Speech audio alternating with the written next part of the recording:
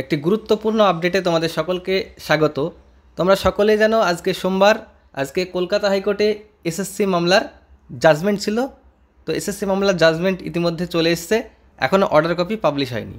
তো বিভিন্ন মিডিয়ায় বিভিন্নভাবে ব্যাখ্যা করছে এই জাজমেন্টটাকে, অর্থাৎ 2016 সালের এসএসসির যে সমস্ত নিয়োগ প্রক্রিয়া হয়েছে সেই সমস্ত নিয়োগ প্রক্রিয়া নাকি বাতিল, কিন্তু বিষয়টা তেমনটা না। সেখানে বলতে চাইছে যে সমস্ত প্যানেল বাতিল করা হয়েছে, সে 9-10 হোক বা সি বা ডি গ্রুপ যেগুলো হোক, সমস্ত প্রক্রিয়াকে বাতিল করা হচ্ছে 2016 সালে যে রিক্রুটমেন্ট হয়েছিল এসএসসির। কিন্তু জাজমেন্টের অর্ডার কপি না আসলে স্পষ্ট বলা যাচ্ছে না বিষয়টা কী হয়েছে। তবে আমার যেটা মনে হয়েছে এখানে কিন্তু ভুল খবর পরিবেশন করা হচ্ছে। এইখানে চাকরি তাদেরই বাতিল করা হয়েছে যারা প্যানেল জাম্প করে চাকরি পেয়েছে, যাদের ওএমআর শিট ম্যানিপুলেট আছে, অর্থাৎ ফাঁকা ওএমআর শিট দিয়ে চাকরি পেয়েছে, ঠিক আছে, তাদেরই কিন্তু শুধুমাত্র চাকরিটা যাচ্ছে। অর্থাৎ যাদের ওএমআর সমস্যা আছে, যাদের প্যানেল জাম্প করা হয়েছে তাদেরই। এবং যারা ফ্রেশ ক্যান্ডিডেট আছে, যারা কোনো রকম দুর্নীতির সঙ্গে যুক্ত না, তাদেরকে কিন্তু কোনোভাবেই চাকরি থেকে বাদ দেওয়া হবে না।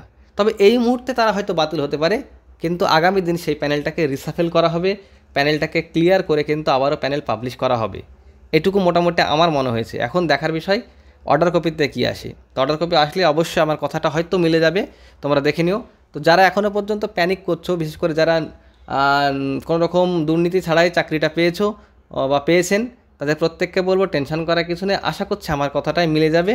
তো জাজমেন্টের অর্ডার কপিটা আসুক, 281 পাতার জাজমেন্টটা চলেও আসলে পড়ে ফেলা অত সহজে সম্ভব না।